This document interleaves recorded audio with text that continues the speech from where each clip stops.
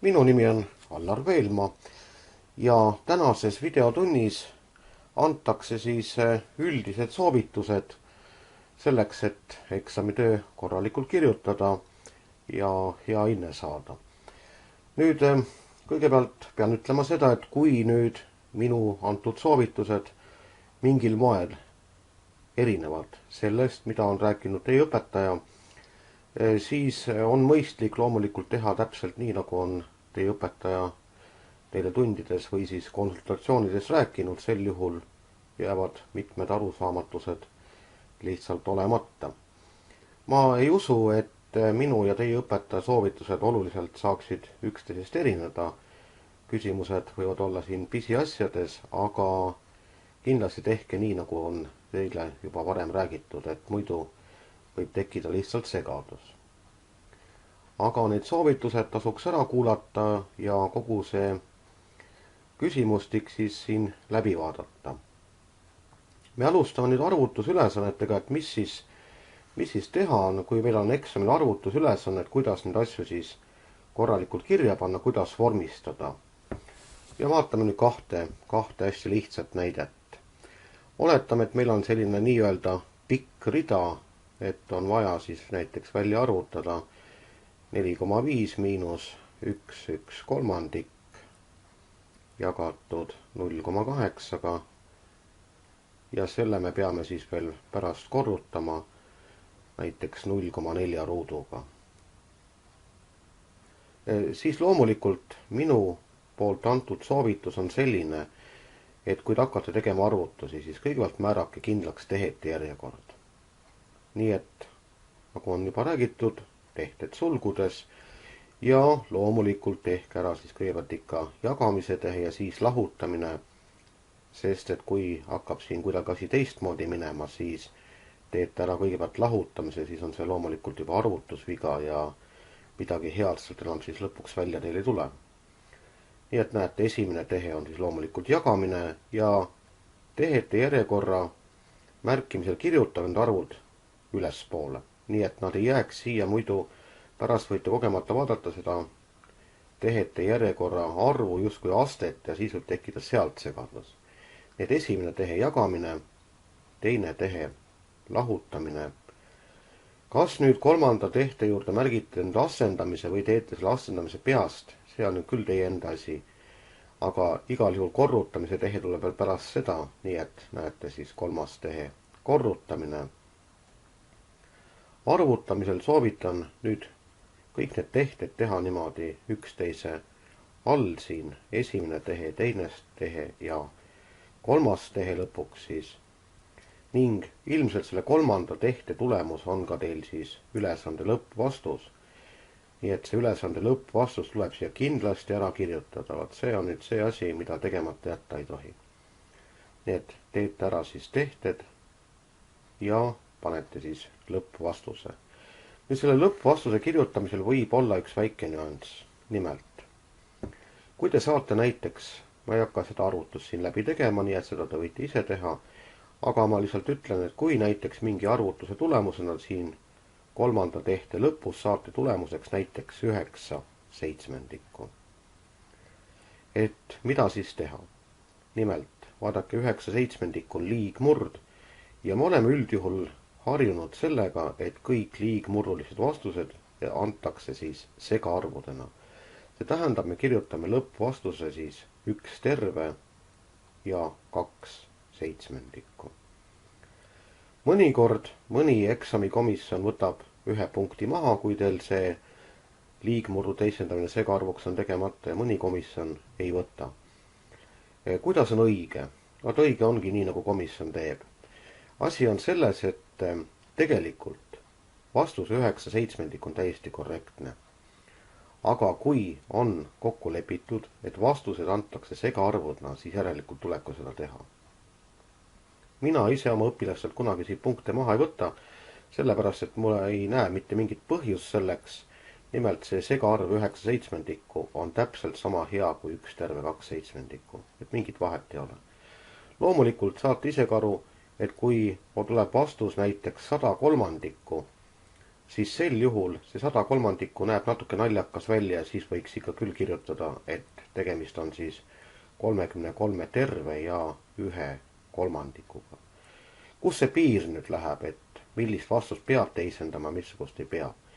Vaadake, mingit piiri polegi, lihtsalt vaatame ära, et näete 9/7 on, näete, mõlemad arvud on siin lugejas nimetas ühekohalised, miks ma peaks teisendama.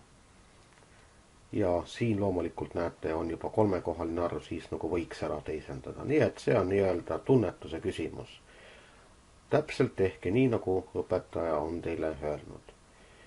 Mida kindlasti tasuks nüüd meelde jätta on see, et kui me teeme esimese tehte, teeme teise tehte ja kui me siin vahepeal saame liigmurrulise vastuse, kui me siin saame 9/7, siis seda 9/7 ei ole küll mitte mingit mõtet nüüd siin praegu segaarvuks teisendada, et me kirjutame 1/2/7.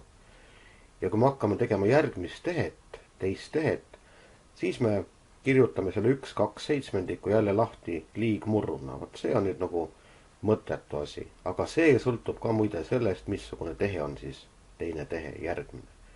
Ja praegusel juhul näete 4,5 ehk siis 4/1/2.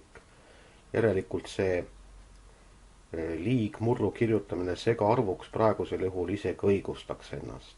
Aga kõik sõltub nüüd täiesti sellest, kuidas te olete seda varem koolis teinud, nii et täpselt samamoodi tehke ka siis eksamil. Kui teil on eksamitöö valmis, teil on kõik tehted kirja pandud, siis loomulikult te võite ka, kui soovite, taskuarvutiga kontrollida, et kas see vastus, mille te saite, kas see tuli siis täpselt selline, nagu te olete kirja pannud. Aga loomulikult seda tasub juba siis mustandis kontrollida, et kui mustandis olete esialgse vastuse saanud, siis laske kogu see rida siit taskuarvuti pealt läbi ja kui märkate erinevust, siis hakake vaatama, et millise tehte juures, te saate kõiki tehteid ju taskuarvutiga teha, et missuguse tehte juures on erinevus ja siis hakake kontrollima, et järelikult peab olema siis mingisugune viga.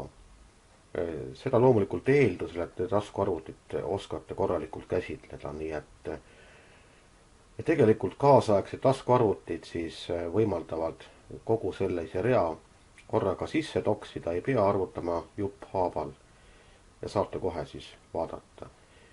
Kui on tarvis veel leida mingisugune protsent, näiteks siit selle avalduse väärtusest 30%, 50%, võib-olla on vaja hoopis selle avalduse väärtust suurendada, nii et siis näete, kõik need tehted juba siis kirjutate siia järele.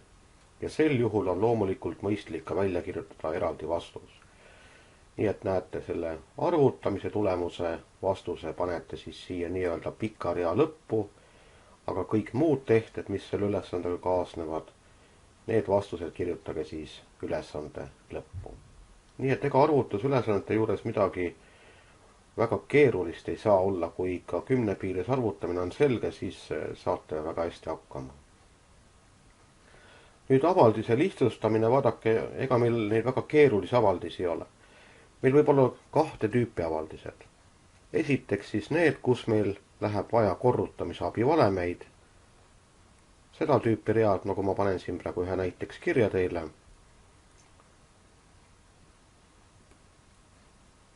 Ja siis sellise ülesande juures on tavaliselt öeldud, et lihtsustage avaldis ja arvutage selle väärtus, kui oletame näiteks, et A on võrdne siin -4 ja B on 1/7, mida iganes. Kõigepealt, kui te hästi hoolega lugesite läbi ülesande tekstis, saite aru, et esimene asi, mida te tegema peate, on avaldise lihtsustamine.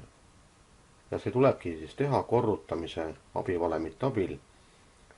Ja see vastus ei saa teil tulla väga keeruline. Nii et kui teil jääb siia vastuse sisse 4 või 5 liiget, siis julgen mina küll kahelda selle vastuse õigsusest. Näiteks selle avaldise puhul üle 3 liikme mitte kuidagi ei saa jääda. A ruut, siis A ja B korrutis, mingi arv on seal A ja B ees veel, ning B ruut ka, näiteks 4B ruutu või -7B ruutu või mida iganes. nii et rohkem kui 3 liiget mitte kuidagi siin jääda ei saa.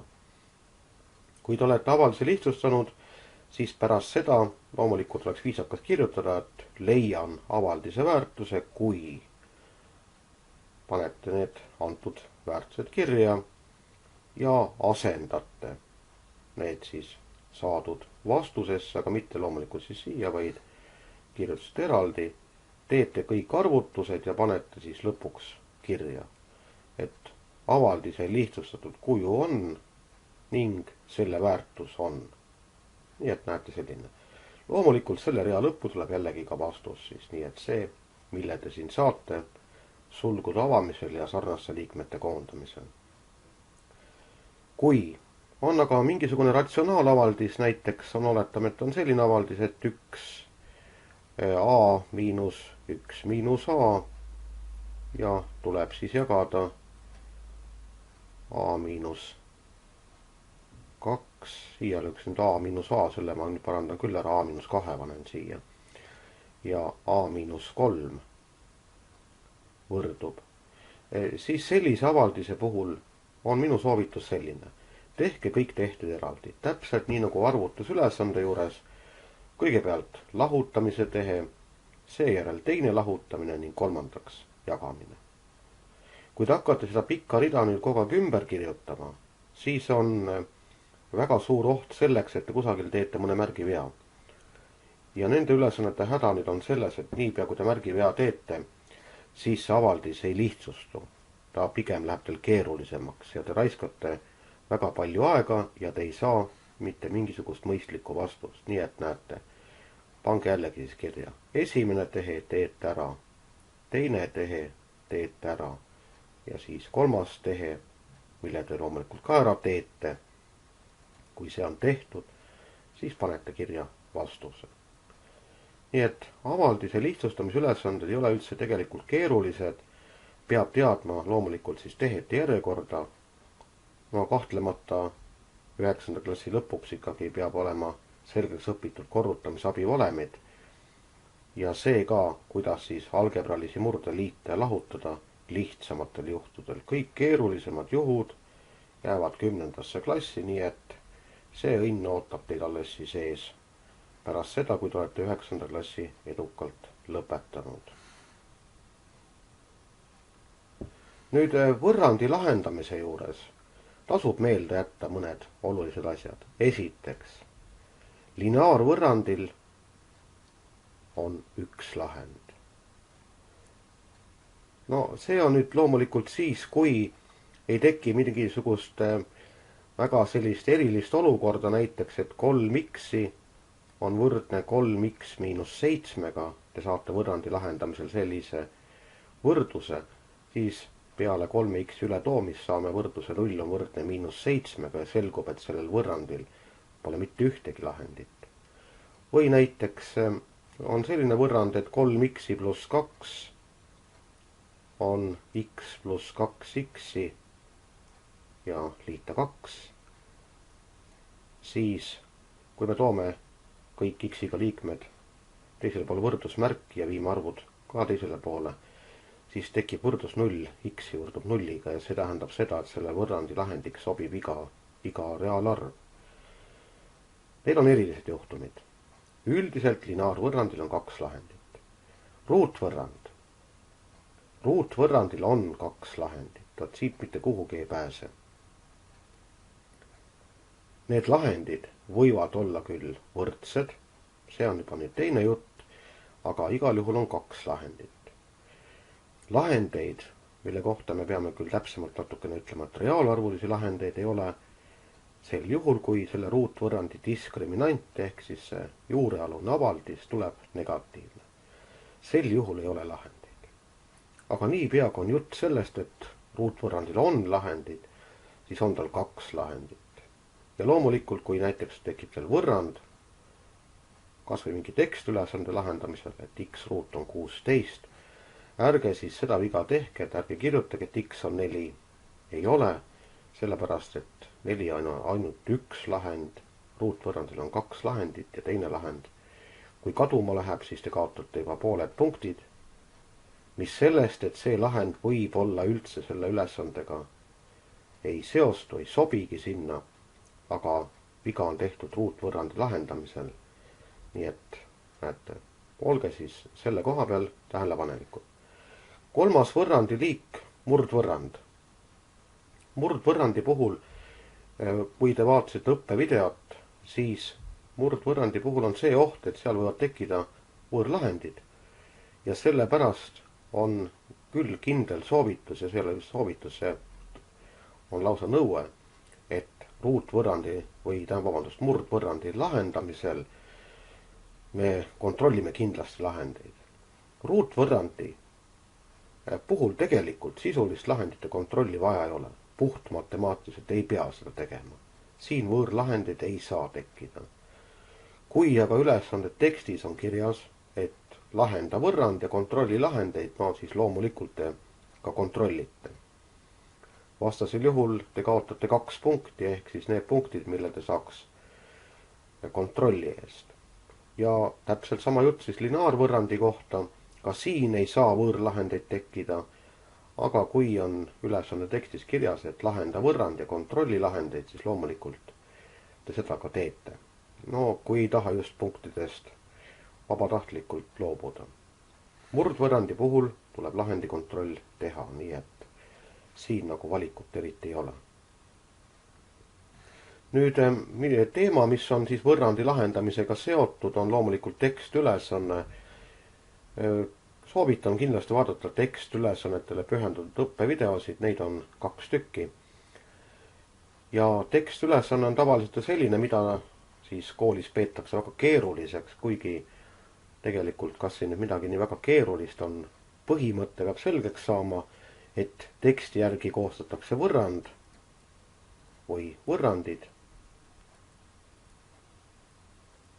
mõnikord ka võrrandisüsteem. Need võrrandid lahendatakse ära ning loomulikult tehakse siis selle lahendiga sisuline kontroll, et kas lahend saab sobida. Kui ikka te saate näiteks, et jalgrattur sõidab kiirusega 412 km tunnis, siis võib kahelda nüüd 2 asjas. Esiteks võib-olla on ülesande tekst kogemata vigane. Või teine võimalus on see, et te olete kusagil teinud ühe arvutusvea või on võrrand valesti koostatud. Nii et ühesõnaga te peate kogu selle lahenduse lihtsalt uuesti algusest peale siis üle vaatama. Aga mitte mingil juhul ei tohi nüüd kirjutada rahulikult vastusesse, et jalgrattur seal Peetja sõitiski Sahamäest alla kiirusega 412 km tunnis, nii et kummid põlesid, eks ole. Vaadake, kui jalgratas nii kiiresti sõidab, saab kummid põlema. Nii et ühesõnaga, päris absurdsete või siis öelda rumalate vastust nagu pakkuda ei maksa. Ja samuti ka see, et kui on vaja näiteks arvutada toa põranda pindala ja te kirjutate päris tõsimeelselt, et toa põranda pindala on 0,16 ruutmeetrit ja selle värvimiseks kulus värvi 355 kilogrammi, siis see on rohkem nagu küll juba siis nagu perearsti teema, aga ei saa sellist vastust kirjutada. Nii et ikka vaadake siis hästi hoolega, mida te seal vastuseks kirjutate. Ja ega siin tekstülesannete juures ka midagi enam nüüd muud soovitada ei ole, kui ikka lahendage selliseid mõnusaid ülesandeid, mida teile õpetaja siin enne eksamit pakub ja neid ülesandeid leiate ilmselt ka oma õpikutest ja leiate ka siis internetis erinevatest õppevahendeid, õppematerjale pakkuvatest portaalidest või siis veebilehtedelt. Nüüd tasandilised kujundid on kindlasti nüüd teema, mis võib tekitada probleeme. Ja minu soovitus on esiteks alati siis selline olnud, et kui on jutt ülesandest tasandilises kujundis, siis tuleb teha joonis. Ilma jooniseta on tasandilise kujundi kohta käivat ülesannet ikka väga keeruline lahendada. Et siis te peate selle pildi kuidagi endale nagu silme ette manama ja mina ei kujuta seda lahendamise viisi hästi ette. Joonis. Nüüd joonisel on teatavad nõuded. kõigepealt joonis tehakse, no puhtandis ma mõtlen, jah. Puhtandis tehakse hariliku pliiatsiga, nii et siin nagu vaielda eriti ei saa, nii et siin on siis nagu harilik pliiats. Ja kõik tähised, mis te juurde kirjutate, need juba tehakse siis pastapliiatsiga, nii et näete, ma panen siis PP pastapliiats või siis Tintenpen või mida iganes. Joonis hariliku pliiatsiga ja tähised ja ülesande lahendus tuleb teha siis juba selliselt, et seda ei ole võimalik hiljem enam siis kustutada. Nüüd joonis tuleb teha piisavalt suur. Ja see on nüüd jälle üks asi, mida mina olen viimastel aastatel küll tähele pannud, et tundides mõned tegelased tahavad ikka, näete, ühe vihiku ruudu sisse ära mahutada siis 3 või 4 kolmnurka. Ja kui ma väidan, et seda ei ole nagu eriti hea võimalik siin teha, siis ikka üritatakse. Nii et joonis tehke piisavalt suur, siia peab olema võimalik juurde märkida. Ja kui võtame praegu näiteks, ma teen ühe kolmnurga ja ülesandes ongi näiteks tekst, et jutt on siis kolmnurgast ja mitte midagi pole juurde lisatud. Ei ole öeldud, et see kolmnurk on täisnurkne või nürinurkne või mida iganes või võrdhaarne, siis me teemegi üldise kolmnurga. See tähendab seda, et me ei joonesta täisnurkset kolmnurka. Sest kui jutt on lihtsalt kolmnurgast, näete, kirjutan siia sõna kolmnurk, ja nüüd tahetakse siis siit kolmnurgast midagi leida. Aga kui te teete selle nii-öelda üldise kolmnurga asemel täisnurkse kolmnurga, siis mingil hetkel te tahate ju loomulikult kasutada kohe Pythagorase teoreemi. Aga selle ülesande juures tegelikult te seda teha ei saa. Sest see kolmnurk, mis ülesandes on antud, loomulikult ei ole täisnurkne kolmnurk. Täpselt sama asi käib ka loomulikult siis ruumikujundite kohta. Nii et ikka joonis. Ruumikujundite joonistega on nüüd küll lugu niiviisi, et alati ei pea tegema ruumilist joonist. Kui on jutt silindrist, siis piisab sellest, kui te teete silindri telglõike. Tihtipeale piisab. Keegi ei keela, palun väga, tehke siis ruumiline joonis, aga mitte see joonis ei tohi välja näha selline, nagu ta praegu siin mul tuleb, et te teete ka eksamitöös vaba käega ja siis kirjutate kuhugi juurde mingisugused tähed, millest mitte keegi pärast aru ei saa. Nii et need joonistega ülesanded on tavaliselt eksamitöös sellised, kus joonis on juba tegelikult eksamilehel olemas. Ja neid jooniseid ei pea siis üle kandma ruudulisele lehele, mis selle eksamikomisjoni poolt siis antakse. Nii et näete, kui te teete silindri asemel hoopiski siis silindri telglõike, ehk see tähendab, te joonistate siis ühe ristküliku ja märgite kõik vajalikud suurused siia juurde, siis sellest tegelikult täiesti piisab. Aga see joonis peab olema siis loomulikult täpne, nii et näete, paneme ka siis silindri telje siia paika. Ja selline joonis loomulikult on iseenesest täiesti esteetiline selles mõttes, et ta on vaadatav, näete, märgite ära raadiuse, märgite ära kõrguse. Ja loomulikult sellisest joonisest on teil ka eksamitöös kasu. Aga ühe ruudu suurusest joonisest vaevalt teil kasu tõuseb. Ja punkte eksamikomisjon sellise joonisest teile kahtlemata ka ei anna. Nüüd, mis veel puudutab siis kujundeid, siis on loomulikult selline asi, et kui te hakkate ülesannet lahendama, siis tasub üles märkida ikka andmed, nii et panete kirja siis antud. Olgu see siis tasandiline kujund või ruumikujund, ega siin suurt vahet ei ole, vormistamine käib ikka ühtemaadi.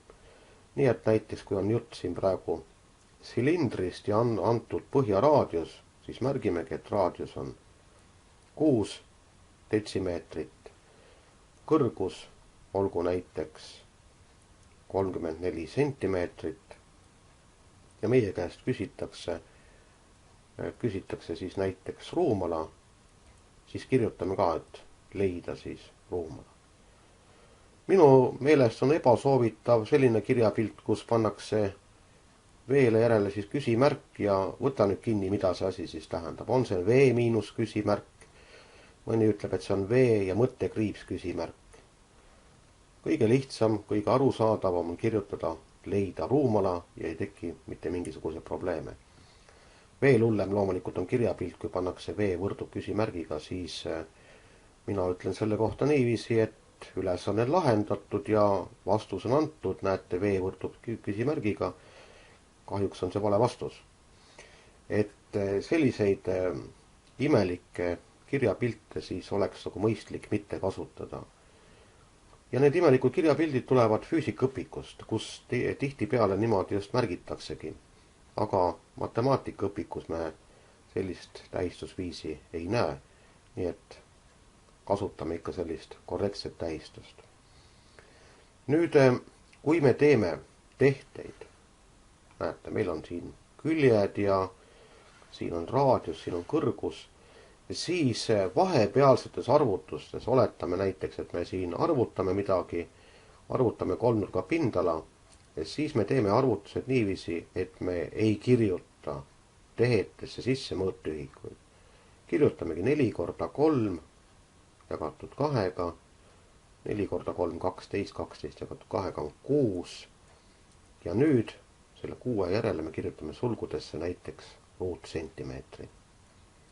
Nii et kui me kirjutamaks vastuseks, et 4 korda 3 jagatud 2-ga on 6 ruutsentimeetrit, siis selline vastus tegelikult on vale. Ja vale on ta sellepärast, et vaadake, näete, siin ju mõõtühikut ei ole. Aga siia ta äkki kuidagi siis tekkis. Ja jätame siis meelde väga lihtsa asja, et mõõtühikutega tehakse kõik tehted täpselt samamoodi nagu arvudega. Eriti tähtis on see füüsikas, aga ka matemaatikas, nii et mõõttühik ei teki iseenesest ja ei kao ei kuhugi. Nii et näete selline teatav jäävuse seadus. Kui siin mõõttühikut ei ole, siis me kirjutame ta sulgudesse, see tähendab seda, et me näitame ära, millistes ühikutes meil vastus tuleb. Need on siis mõningad soovitused nende ülesannete kohta, kus me siis puutume kokku kas tasandiliste või ruumikujunditega. Eraldi teemaks on veel vastuse ümardamine, aga seda me vaatame natukese aja pärast. Tulemuste ümardamine. Oletame nüüd, et meil on mingisugune põld, olgu ta siis mingisugune kujund. Ja näete, meil on siis niimoodi antud, et üks külg on meil 520 meetrit ja siin kõrgus näiteks oletame, et on 180 meetrit ning tahetakse siis selle põllu ümbermõõtu ja pindala. Et kuidas siis vastus anda? Vaadake, nüüd on siin 2 võimalust. Esiteks, meil on külje pikkus täismeetrites. No loomulikult siin võib tekkida ümbermõõduga probleem, et siin võib tulla, kui me kasutame näiteks Pythagorase teoreemi, ja me saame mingisuguse imeliku tulemuse, ma ei hakka siia midagi kirjutama, pole ühtegi arvutust siin läbi teinud, aga oletame näiteks, et mingisuguse arvutuse tulemusena me saame siin külje pikkuseks näiteks 198,7 meetrit. Ja kui me hakkame nüüd arvutama siis ümbermõõtu, näete, võtame selle külje, selle, nii 4 külge, kuna on tegemist 4-nurgaga, mis ta täpsemalt on, siis sellise ebamäärase joonis järgi ei saa seda täpselt kindlaks määratagi.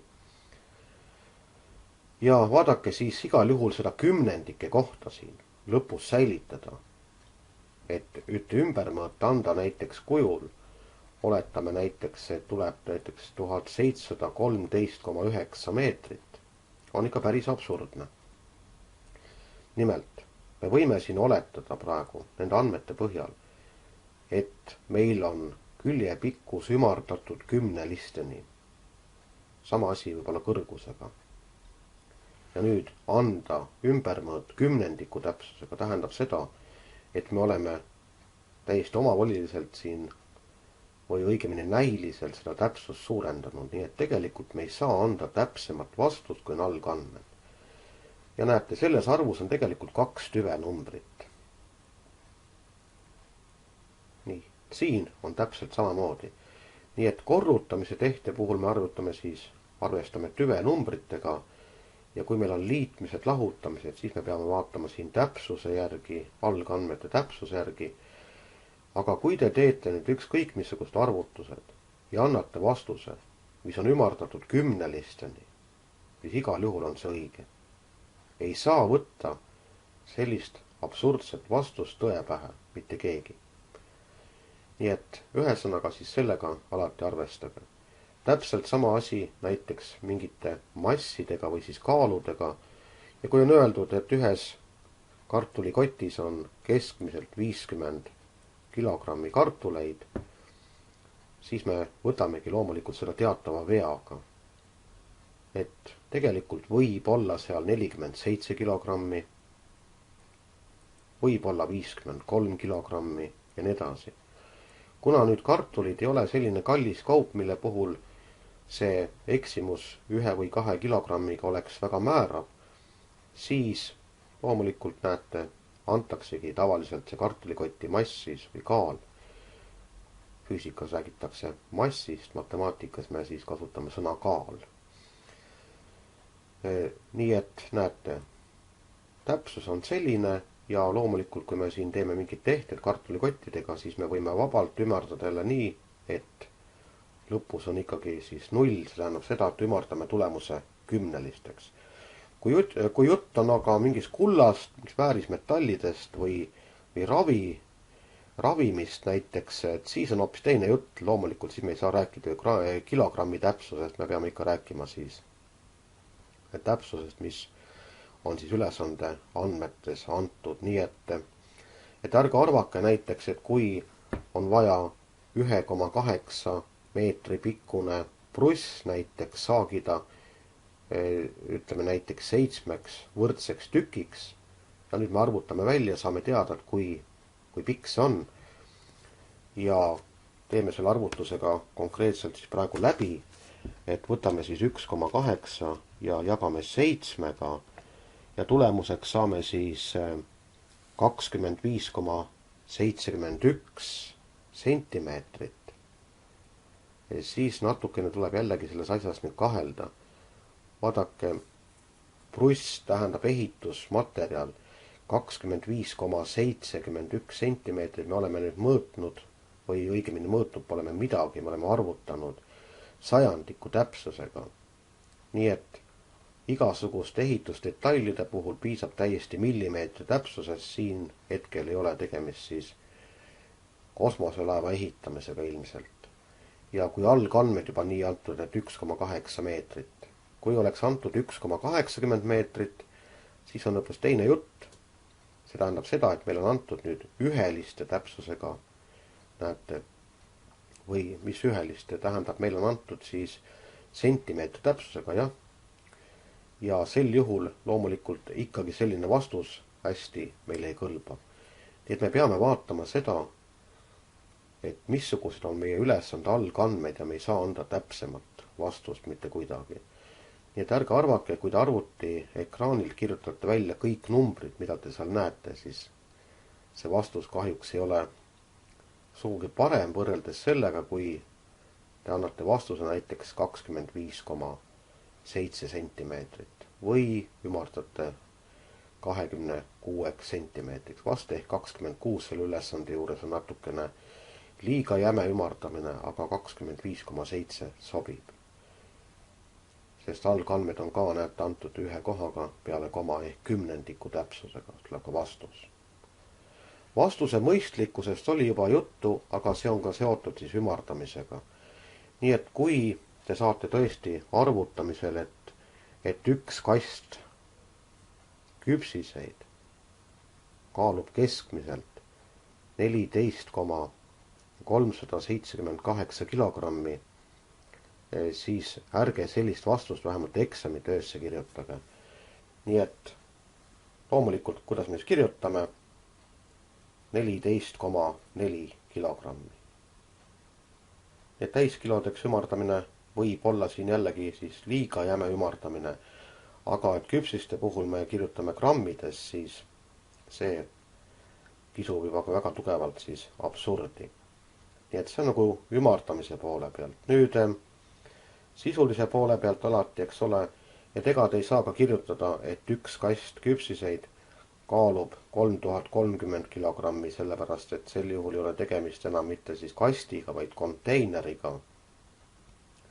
Nii et näete, alati siis ülesande puhul peab vaatama kahte asja. Esiteks, et vastus oleks sisuliselt mõistlik. Ja teiseks see, et me ei kipuks ümardama väga niimoodi imelikul viisil või ei arvaks ekslikult, et mida rohkem on siis kohti peale koma, siis seda parem on. Loomulikult mõne ülesandega võib ju tekkida probleem, näiteks, et kui teil on ette antud kolmnurk ja siin on öeldud, et kolmnurga küljed näiteks, oletame, et on täisnurkne kolmnurk, et see külg on 7 ühikut ja see on 8, et missuguse küljega või vastuse me anname siis siin hüpotenuusi jaoks, siis me võime tõesti eeldada, et siin on tegemist siis täpse arvuga ja siin ka. Me ei saa eeldada, et kolmnurga külje juures on viga pool sentimeetrit ja siin ka siis pool sentimeetrit viga. Nii et loomulikult kasutades Pythagorase teoreemi saame me 7 ruudu ja 8 ruudu liitmisel arvu, võtame ruutjuure ja siia me võime vabalt jätta siis ühe koha peale koma, kuid ka mitte rohkem. Nii et sellised soovitused siin siis ümardamise juures ja ka vastuse mõistlikkuse hindamisel. Nüüd mõningad küsimused, mis ilmselt ootavad vastust, et mida teha siis, kui ei oska lahendada tervet ülesannet. Aga mida ütles õpetaja Laur Tootsile? Kui tervet ei oska, siis tee pool. Ja nii ongi. Ühe sõnaga ülesandest vast ehk midagi ikka oskate teha.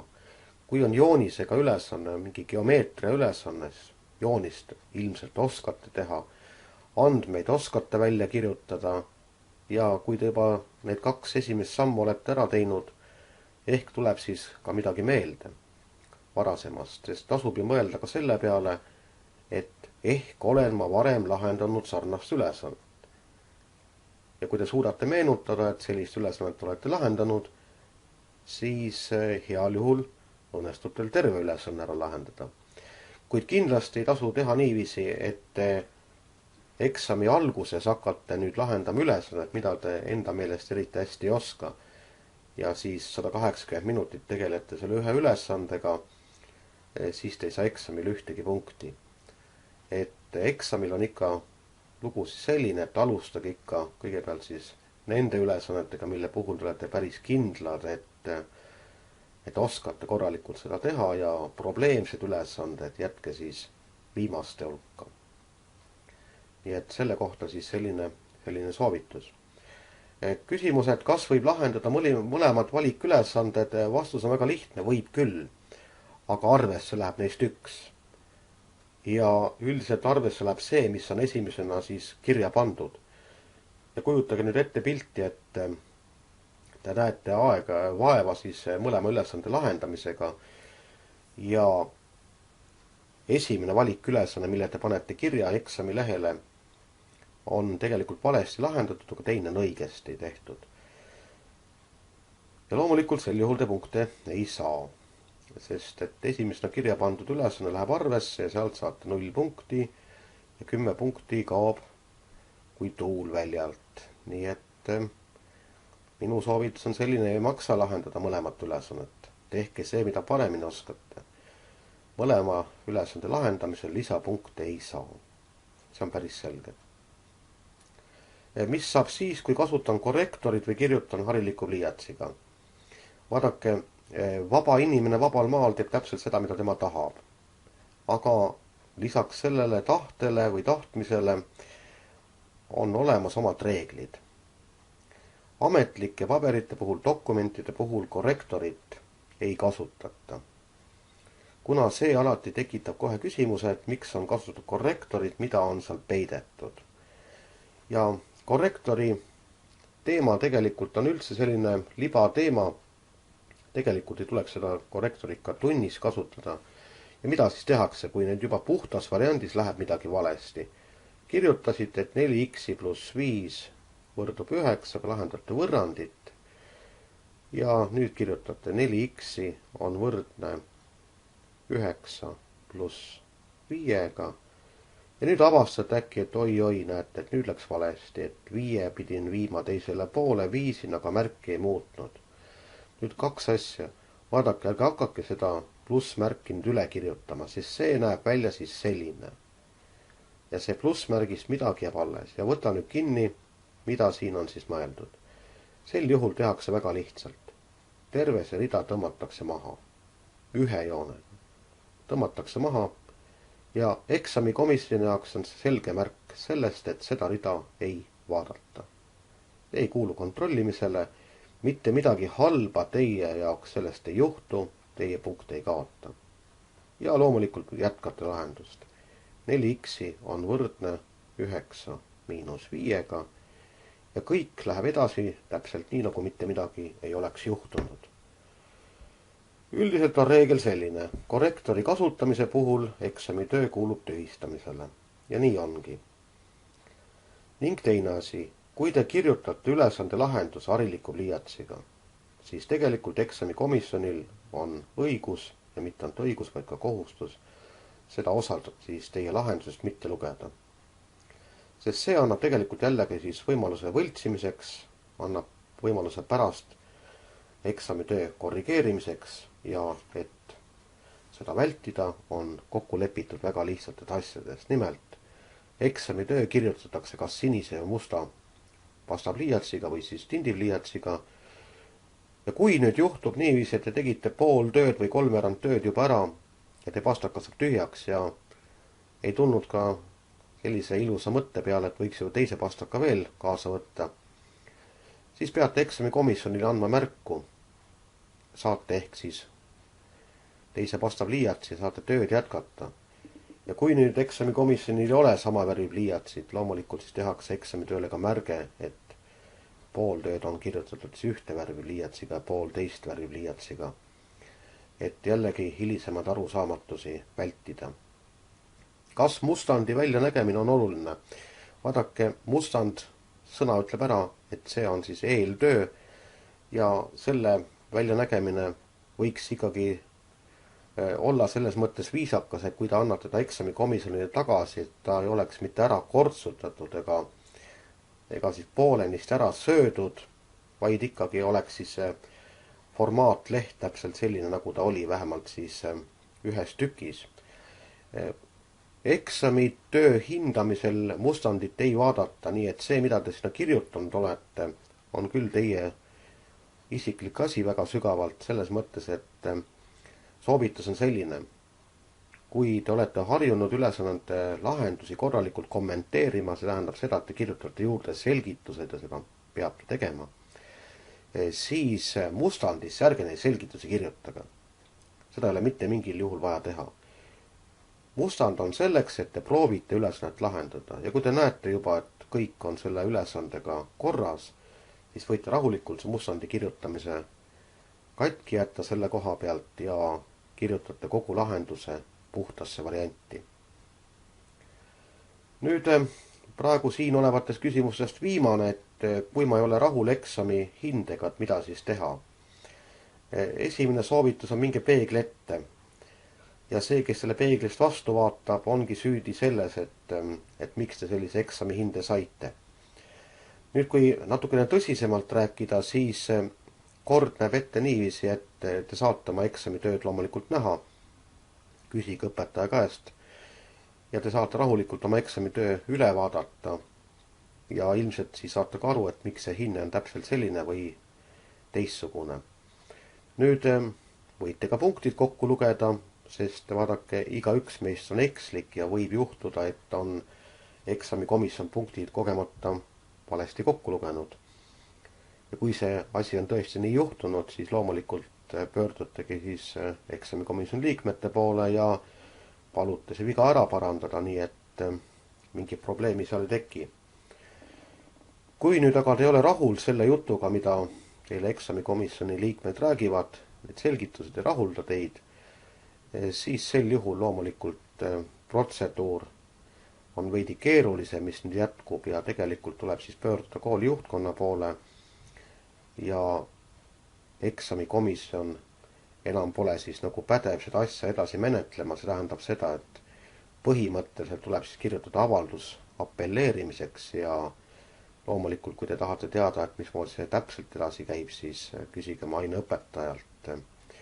Rohkem ma sel teemal nagu siin ei peatu. Nüüd, kui te ei ole selle eksami hindega rahul ja apelleerite, siis on 3 võimalust. Esiteks, teie eksamihinne võib jääda täpselt selliseks, nagu ta oli. Teiseks, teie eksamihinne võib muutuda 2 suunas. Teie eksamihinne võib muutuda paremaks, juhul kui komisjon on teinud mõne vea selle eksamitöö parandamisel, ei suuda seda põhjendada, miks nad on niimoodi parandanud. Sel juhul teie eksamihinne loomulikult tõuseb. Ja võib ka juhtuda see kurb lugu, et eksamihinne muutub veel hullemaks. See tähendab seda, et te ei tahtnud 3 saada ja ei saagi 3, saate 2. Nii et apelleerimisel peab olema alati siis päris kindel, et selle apelleerimisega te mitte midagi ei kaota ja olete ikka 100% veendunud, et eksamitöö parandamisel on teie suhtes siis tehtud ülekohut, on eksitud. Need on siis üldised soovitused siis eksamitööks, eksamitöö kirjapanemisel ja kuidas siis neid ülesandeid seal lahendada. Kui nüüd on teil mõned küsimused, millele siin hetkel nagu vastust ei ole, siis vaadake sellel samal õppevideote lehel on olemas tagasiside koht. Te võite rahulikult seda tagasiside vormi kirjutada ka küsimuse ja kui ma oskan vastata, siis teile vastan. Kuigi minu soovitus on alati selline olnud, et kõige parem vastaja loomulikult koolis on teie jaoks siis teie matemaatikaõpetaja. Nii et ma usun, et ükski õpetaja ei aja õpilast tagasi mõistliku küsimuse puhul. Nii et kõigepealt siis küsige ikka oma õpetaja käest ja mida rohkem te endale selgeks teete, et kuidas see eksam toimub ja mida seal eksamil teha võib ja mida mitte, siis uskuge mind, seda paremini see eksam teil ka läheb. Nii et järele jäänud aja jooksul mina soovitan teil veel väga tõsiselt tegeleda siis ülesannete lahendamisega, mitte valemite pähe tuupimisega, sest pähe tuupitud valemid on surnud valemid ja nendega ei ole teil eksamil midagi teha. Valem peab olema selline, et te oskate seda ülesande puhul siis kasutada ja mida rohkem te ülesanded enne eksamit lahendate, siis selle kohta võib öelda niiviisi, et seda rohkem on teil selliseid kasulikke tööriistu tööriistakastis, mida te siis tööd tehes ehk siis eksamipäeval saate kasutada. Ja sellega ma selle lühikeste soovituste osaga lõpetaks.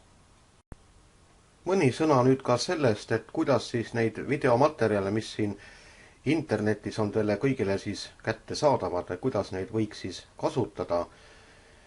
Kõigepealt aadress, kus seda kätte saate, on www.opetaja või võib ka kirjutada õpetaja, peaks ka töötama, .edu.ee/, ja kaldkriipsude vahel on Allar Veelma kirjutatud 2 L-iga, 2 E-ga ja lõpus 2 A-ga. Neid videofaile nüüd on üle 30, ma hetkel ei oskagi täpselt öelda, ei oskagi nii palju loendada, üle 30 neid natukene on.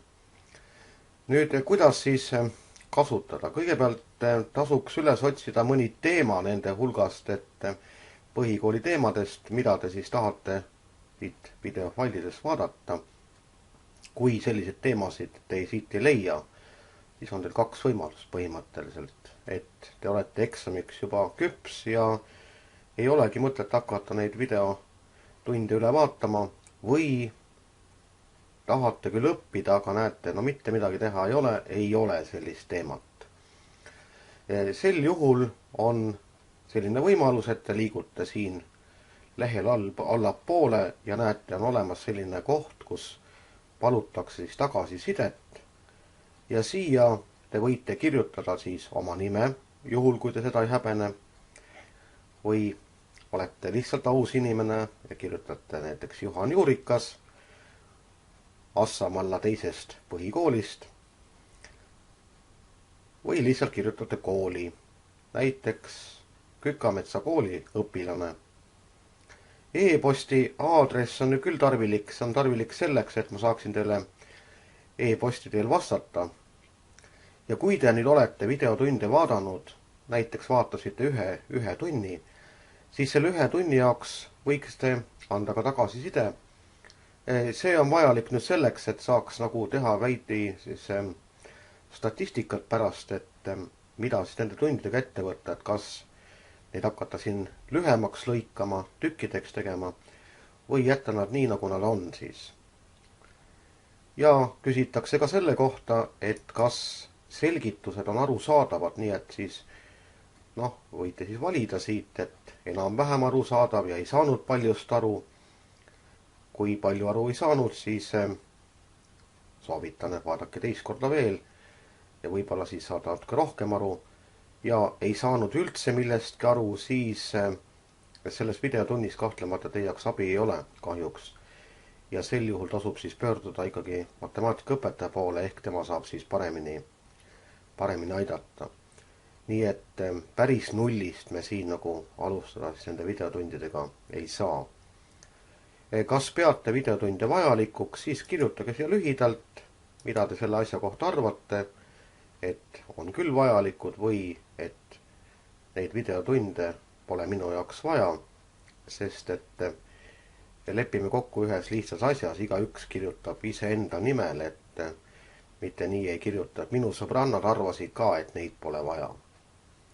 Sellest tagasisidest ei ole mitte midagi kasu. Ja nüüd ongi, näete, selline koht, et kui te tahate midagi siin mõndalt teemat saada, selliseid teemasid on juba tekkinud 4-5 tükki, mida meie loendis hetkel veel ei ole. Et nendega ma hakkan tegelema siis siin selle aasta maikuus ja loodetavasti 15. maiks on olemas. Nii et enne eksamit saab juba siis ka uusi teemasid vaadata, aga kõigepealt üritan siis nende vanadega siin ühele poole jõuda. Ja küsitakse siis üldmuljet, kas teie arvates oleks siis nende videotundidega mõistlik edasi tegeleda ja kui edasi tegeleda, kas formaat jätta siis samaks või teha sellised 5-7 minutilised tükid, aga minu arvamus asja kohta on selline, et kui tegemist on kordamisteemadega, siis on väga tüütu vaadata mingit komplekti, mis koosneb 5 või 6 või siis enamast videofailist, et pigem las olla nad siis ühes kõik koos. Või siis äärmisel juhul on tehtud siis 2.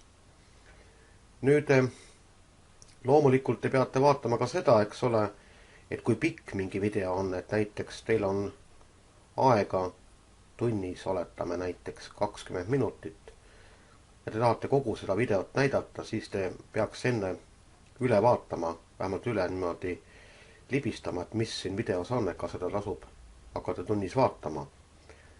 See jutt on küll nüüd siin mõeldud siis kolleegidele, õpetajatele, aga samamoodi kodus, et 21 minutit on päris pikk aeg. Kas ma jaksan nii kaua vaadata. Ja kodus on selle asjaga loomulikult niiviisi, et kui 21 minutit ei jaksa, siis vaadake täpselt nii kaua, kui te jaksate ja jätke siis vaatamine sellega koha peal katki ja loomulikult järgmine kord saate ju jätkata. Et mingisuguseid probleeme selles mõttes ei ole, seda ühte faili saate siis käivitada kui tahes palju siis arv kordi. Nii et näete, mõned videod on lausa siin tunni pikkused, nii et murdvõrrandi lahendamine näiteks, siis ongi loomulikult mõistlik teha nii, et vaatate ära ühe osa ja siis teinekord vaatate edasi, vaatate ära teise osa või jällegi lähete kiiresti üle, vaatate, ahah, seda tüüpi ülesannet ma oskan lahendada ja seda ma ei oska, nii et siis peatate video selle koha peal, mis siis parajasti teile huvi pakub.